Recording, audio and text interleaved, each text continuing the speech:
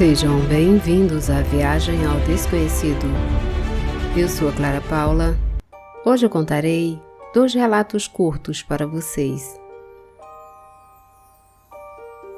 O Pacto é uma história real e espelhos são portais. Vamos ao primeiro relato. O Pacto. Eu me lembro que tudo aquilo começou como um jogo. Dizia-se que o meu tio-avô tinha conhecimento de bruxaria e magia negra. O bruxo, assim muitos lhe chamavam, e embora já não o consultassem como antigamente, ele se trancava durante as noites no seu quarto e dava para ouvir ele recitando algo que não se entendia. Ele morava na nossa casa, meu pai, que era seu sobrinho, e era o único familiar que lhe restava. Apesar daquele velho ser cego, ele se movia pela casa e pela região, como se pudesse ver, mais do que todos nós. Dizia-se que ele tinha desenvolvido os seus outros sentidos. Outros diziam que quem o guiava era o demo. Na escola me diziam que eu também deveria saber algo sobre o assunto, pois eu o trazia no sangue. Eu não só não sabia nada, como fiquei aterrorizado com o tema. João José era o meu melhor amigo e também quem me chamava para aprontar de vez em quando. A maioria das coisas de pouca importância, roubar frutas, bater as portas e correr, gritar algum apelido a alguém e se esconder, coisas de meninos, ambos com 16 anos naquela época. Ele me assegurava que meu tio-avô tinha um pacto com o diabo e que eu deveria ter uma invocação ou algo para fazer um pacto. Ele me disse que se eu conseguisse, ele me daria uma ajuda com a sua irmã, pela qual eu estava loucamente apaixonado. Ele tinha me pedido isso várias vezes, desde que éramos pequenos. Mas só agora ele me oferecia algo que realmente me interessava. Uma tarde o velho saiu para a cidade e eu entrei no quarto dele. Aquele lugar me dava arrepios e sempre que tinha entrado lá foi com meu pai. Desta vez eu ia sozinho. O quarto ficava mais sinistro. Velas pretas por todos os lados, algumas plantas, pomadas e garrafas com líquidos. Ao fundo, um grande livro forrado em pele. Lá eu deveria procurar, disse meu amigo. Como em todos os livros que foi usado muitas vezes e foi aberto em uma parte específica, não foi preciso procurar muito. O livro mostrou suas páginas mais usadas. E lá estava a invocação.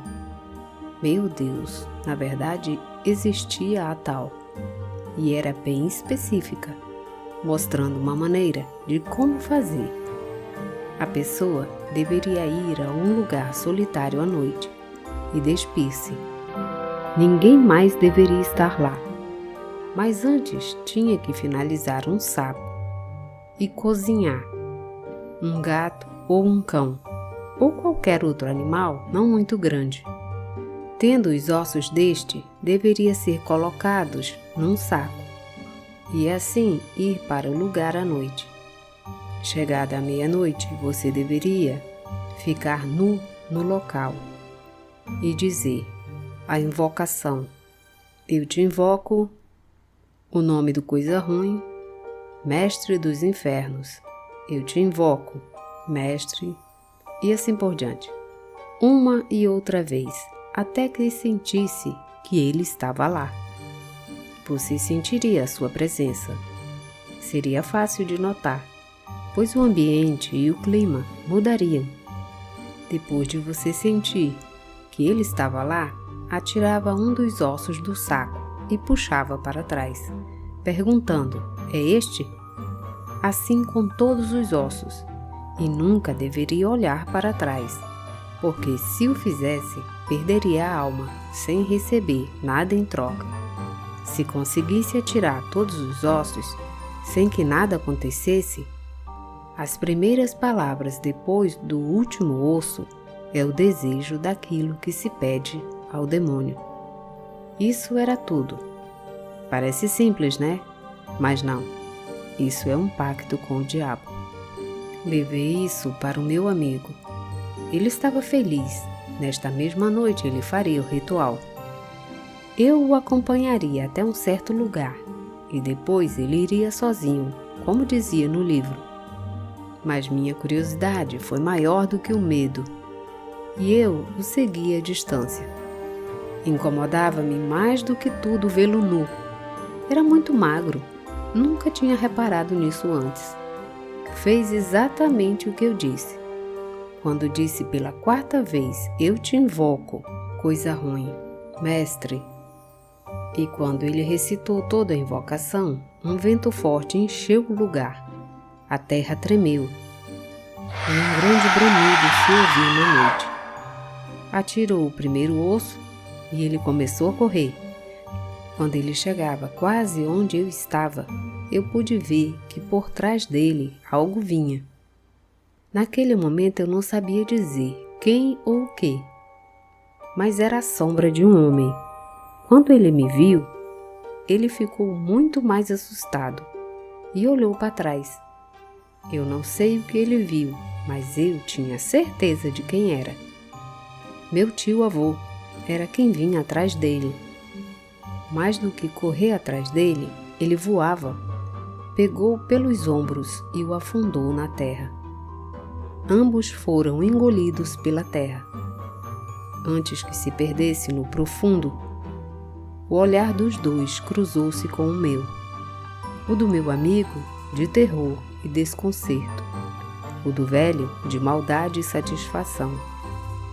Voltei para casa e confessei o que tínhamos feito, sem dizer que eu tinha entrado no quarto do velho. Vários homens, incluindo meu pai, foram procurar. Só encontraram as roupas. Procuraram por 6 dias e finalmente disseram que a terra o havia engolido. E foi quando desistiram da busca. Decidiram deixá-lo como perdido. O velho disse no jantar: "É o melhor a fazer. Esse já está no inferno." Apesar de cego, dirigiu-me um olhar acompanhado de um sorriso macabro. Nós soubemos que a mãe do meu amigo tinha um câncer terminal, mas desde a noite que ele se perdeu, ela se curou milagrosamente. Era tudo o que ele queria. Todos disseram por aí que meu amigo tinha feito um milagre. Mas eu e o velho sabíamos a verdade. Comecei a sonhar com meu amigo. Mais do que sonhar, eu o via. Ele estava nu e me pedia para ajudá-lo.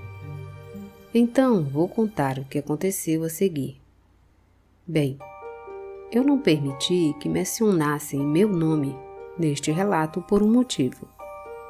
Num domingo que meus pais saíram para ir à missa, eu incendiei a casa com o velho dentro.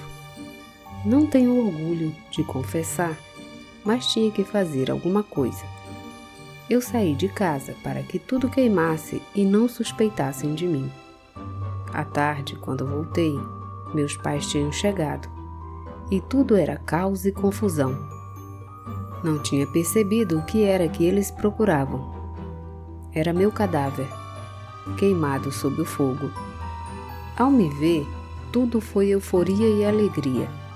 O cadáver do velho também não estava lá. Nunca se soube o que aconteceu com meu tio-avô. Desapareceu para sempre. Foi dado como morto.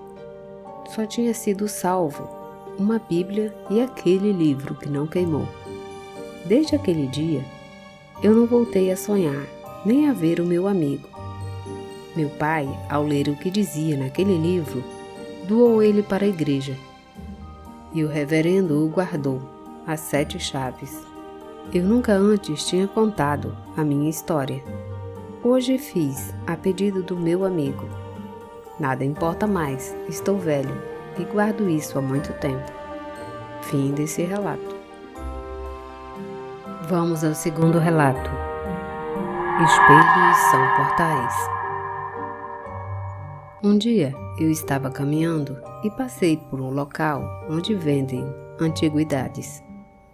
Fiquei olhando para um grande espelho antigo. Não sei por que fiquei tão concentrada naquele espelho. Uma linda peça de coleção. Mas sempre eu temi os espelhos. E ainda mais se eles fossem antigos. E aquele era um desses. E eu não podia me mexer. Continuei olhando para o meu reflexo nele. Uma voz nas minhas costas disse-me: "Jovem, eu posso ajudá-la?" Eu ouvi a voz clara e forte nas minhas costas, mas eu não era capaz de me mover, nem de lhe responder. Com o agravante que, quando aquela mulher falou nas minhas costas, o reflexo que se via no espelho não era eu. Claro que era minha imagem, mas seus olhos e seu sorriso não era o que eu estava fazendo. Eu estava paralisada e apavorada. Não conseguia mover um único músculo do meu corpo. Eu estava como que hipnotizada, sem conseguir desviar o olhar do reflexo da minha boca. Eu não podia sorrir. Eu estava morta de medo, mas essa boca sorria com maldade. Enquanto aqueles olhos, que não eram meus, olhavam para a mulher que estava falando comigo e se aproximava de onde eu estava. Ao chegar próximo a mim, colocou a mão nas minhas costas. Nesse instante, eu consegui sair do transe e ficar livre daquele hipnotismo. A mulher colocou a mão sobre meu ombro e disse-me que não era recomendável olhar para os espelhos com aquela fixação, pois você pode abrir portais que estão conectados entre todos os espelhos, como se fossem portas para entrar neste mundo. Eu quis dizer a ela que ela estava errada. Eu não olhei para esse espelho assim porque gosto. Agradeci-lhe e segui o meu caminho. O que aconteceu a seguir ainda não posso garantir que seja real. Bom, mas para mim foi. Mas com o passar do tempo, você começa a questionar o que é verdade e o que foi a minha imaginação. Desde que segui meu caminho, senti aquela sensação que alguém me seguia. Várias vezes eu parei para voltar a olhar para trás, mas ninguém estava atrás de mim. Ou pelo menos ninguém suspeito. Era mais ou menos 3 da tarde e a rua estava bem movimentada. Quando cheguei em casa, tomei um banho com água quente para poder me recuperar dessa experiência.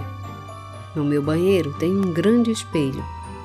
O mesmo está sempre embaçado cada vez que saio do chuveiro. Uma situação muito normal devido ao calor da água quente. Mas dessa vez não estava. Brilhava como se alguém tivesse acabado de limpar. Claro que isso não era normal.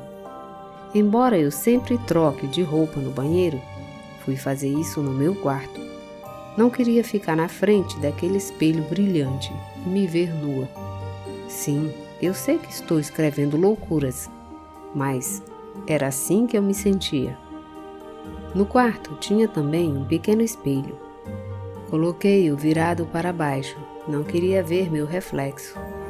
À noite acordei, depois da 1 da manhã, e fui para a cozinha buscar um copo com água.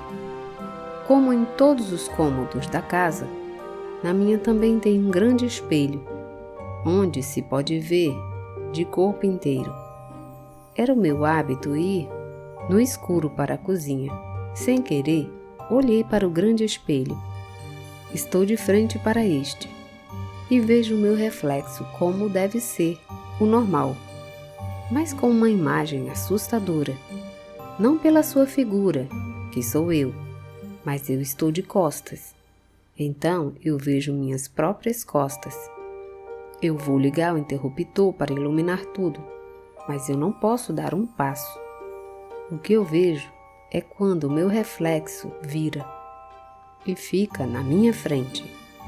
Sou eu com meu pijama e minha cara desfigurada do medo. Mas isso é só uma questão de segundos. Depois sorri com essa maldade que vi na loja de antiguidades. Estava petrificada. Nada podia fazer.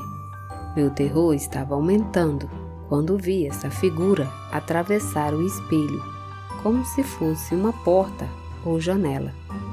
Primeiro seus pés e depois todo o resto. Mas este que estava fora não era o meu reflexo. Era um homem com olhos saltados, orelhas pequenas e um sorriso que não podia ser outro senão o do demônio. Deu alguns passos em minha direção. Estava perdida. Ele me olhava fixamente sem tirar o seu olhar horrendo. Deixou ver seus dentes, muito bonitos e brancos para um ser como aquele, mas também pontiagudos e assustadores. Não sabia o que podia fazer. Só lembrei de uma oração que minha mãe me ensinou desde criança. Essa era a da Virgem Maria, e espanta os maus espíritos, a Magnífica. Rezei com devoção que nunca tive antes e com fé, que deu efeito. Tudo desapareceu. Quando pude reagir, acendi a luz, não só da sala, da cozinha, da casa inteira. Nessa noite não apaguei as luzes e acho que dormi pouco. No dia seguinte me desfiz de todos os espelhos e nunca mais tive um. Muitos amigos e familiares me chamam de louca, porque sendo mulher não uso espelho. E pelo contrário, eu fujo deles. Depois do que vivi, estou melhor assim. Não quero repetir a experiência. Fim deste relato. Obrigada por ouvir o relato. Não esqueçam de compartilhar para me dar aquela força. Obrigada e até a próxima viagem.